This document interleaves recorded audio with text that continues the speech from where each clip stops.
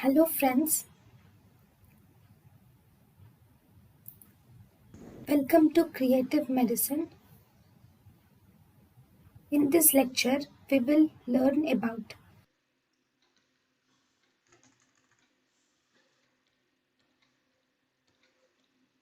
Now, what are the catheter-directed vasopressin infusion? Catheter-directed vasopressin infusion will actually provide a temporary control of the bleeding. So, control of the bleeding temporarily can be done by giving catheter-directed vasopressin infusion. This catheter-directed vasopressin infusion will permit a hemodynamic stabilization of the patient, and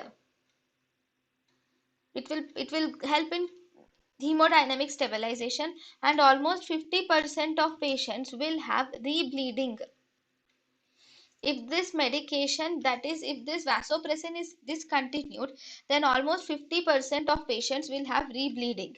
It is also important in embolization also. So if you see, this is about catheter directed vasopressin infusion. What are the complications of catheter directed vasopressin infusion? The main complications of catheter directed vasopressin infusion include: the patient can develop hematomas, arterial thrombosis, contrast reactions, and acute renal failure can also occur in mesenteric and can also occur on giving catheter directed vasopressin infusion. If you give catheter directed vasopressin infusion, the patient might develop complications like hematomas, arterial thrombosis, contrast reactions, and acute renal failure. thank you and thank you for watching.